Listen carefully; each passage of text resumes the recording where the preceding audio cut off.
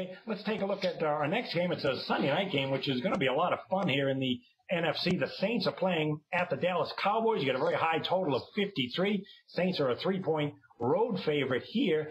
And you got two great quarterbacks on offense. You got former Dallas defensive coordinator Rob Ryan facing his old team after he got fired 2 years ago. Dallas home from a 2-game road trip, and they've lost their only home game, and that was to the 49ers. Meanwhile, the Saints 1-0 at home, but they're 0-2 on the road. Also, Dallas has a chance to get Anthony Spencer back after a 1-year absence this week. The Saints team 1-2 straight up and against the spread, 9-3 run under the total. Not quite the hot start that a lot of people expected. There's nothing wrong with the offense. 5th in the NFL in passing, 6th in rushing. It's the defense that has been a bit of a concern. Blitzing may perhaps too often. They are very good against a team with a winning record, which Dallas is. They're 23-11 against the spread. The Saints are. So Harvard, are the Saints one of the best teams in the NFL despite that 1-2 record, or are there some cracks in this armor? Well, I think they were hyped up pretty much that their defense had been, fulfilled with, coming forward to this year, and I don't think so. I love this matchup as far as New Orleans versus Dallas, their neighboring states. I love the fact that you got two high-profile quarterbacks with Breeze and Romo. They're both very similar. I would stick with either one of them. I rank New Orleans' defense as so-so. I think Dallas is still horrible. Both played poorly in their only game at home, which that gives me concern with both of them.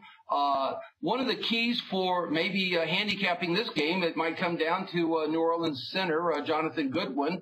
I don't know if he's going to be playing. He was pulled last week in the third quarter. He hurt his leg. I think going to Dallas, Romo has always been a star quarterback. He's made a few interceptions. In fact, this year he's only had 2 touchdowns and 3 interceptions. He might be the weak link, and that would be very surprising. I'm a DeMarco Murray huge fan. This guy can do it all over the field. He can drive all the safeties and linebackers absolutely crazy. You don't know whether he's going to run or if he's going to hit a screen pass or anything like that. Romo has all the tools with Murray, Jason Witten at tight end. Des Bryant can run downfield. And I think it's going to come down to this is a non-division road game. And there's a couple things about that. I don't like when it's the favorite, New Orleans, laying points on the road. You just can't lay on the road. You might get run over. And usually on non-division road games, I like to take the home team because it's more of an important game. I mean, New Orleans, they have their own things to worry about with, maybe not with Tampa Bay, but I mean, let's look at Carolina. Let's look at, Atlanta Falcons. They're starting to get into where they're going to be playing the conferences. And this is just one of those sandwich games that who knows, maybe Dallas will keep their win streak alive. They've won 2 in a row, and they've got to win something at home to stay relevant. So let's take Dallas plus the points. 3 points is never bad in the NFL. All right. Does anybody know where DeMarco Murray went to high school? No. Right here. In Vegas. That's right. That's right. Yep. Murray has been just a huge part of what Dallas's success this season. They haven't really given Tony Romo much run game and balance the last couple of years, but this year that has turned around. He's averaging 5.6 yards per carry. And one of the criticisms of the Cowboys the last couple of years has been a lack of consistency. Keep in mind that when they win a game straight up, they're 9-18 against the spread that next game. And here's a Dallas defense that was just awful, historically bad last year, Zach, and they were expected to be bad this year, but so far not as bad. 16th against the run, 20th against the pass, but they haven't been that very good either. So how do you see this one shaping up? Yeah, like you said, their defense hasn't been the problem. It's been Tony Romo and DeMarco Murray have been translating points to the other team against the 49ers, and then last week against the Rams, they're spotting the Cowboys a deficit with their errors. Tony Romo had another pick six. DeMarco Murray had an early fumble for his 3rd or 4th of the year already. That gave St. Louis a short field. But you have to like the adversity the Cowboys showed. And when you get that type of win from that type of comeback, that has to give your team confidence going back home in Dallas. I can't remember which year it was that they played. They just played this matchup. It was either last year or the year prior, and the Saints destroyed them. So that's another thing to remember here. Sean Payton was formerly on the Cowboys staff. There was rumors that he wanted to join or be signed by the Cowboys when he had that year banned by Roger Goodell. But like the Green Bay Packers, I think we're seeing a little bit of a downtrend when you have a coach and a quarterback together for so long.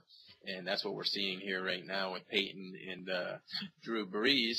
Teams have figured out their concepts and their schemes, and the personnel just isn't as good anymore. You know, they lost Darren Sproles, they lost Reggie Bush, they have an injury right now with Mark Ingram. So you're talking about running backs that might not even start elsewhere in the league with I forget their name, but they're not producing enough. And basically their offense is Jimmy Graham right now. You're seeing Drew Brees take some crushing hits. You saw the frustration boil over last week when the Minnesota Vikings safety drilled him, tried to punch him. And the Saints just do not look the same right now. They're one of my best bets in the summer for total-wise to take the under on 10. And I think they're going to start off 1-3 here against the Dallas Cowboys. I'm looking for Dallas to finally have a mistake-free game. And if they do, this could be blowout city, just like Harvard said. Whoa, he's stepping up here with the home dog in a big rout. Well, if it is a big rout, I hope it's a lot of points, because the one thing I like about the Saints is they're aggressive on offense, and this new guy they got, the rookie Brandon Cooks, very fast player at Oregon State, and they're utilizing him. 3 rushes for 49 yards plus 168 yards passing. But the defense just has been a problem. You know, one of the things about Rob Ryan that I would criticize is a guy like Bill Belichick, more conservative defensively with his game plans than you think. I mean, Belichick's philosophy, for the most part, is to play back. I don't want to give up the big play. And he's been criticized at times, but he likes to allow long drives. Well, Rob Ryan of the Saints, just the opposite. He loves to bring the blitz and attack.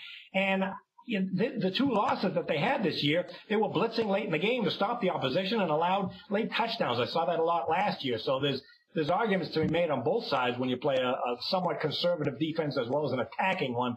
And Ryan, I think, is blitzing too much. And now you got a Saints defense that, because of that, is ranked 29th against the pass. So they do have some defensive problems.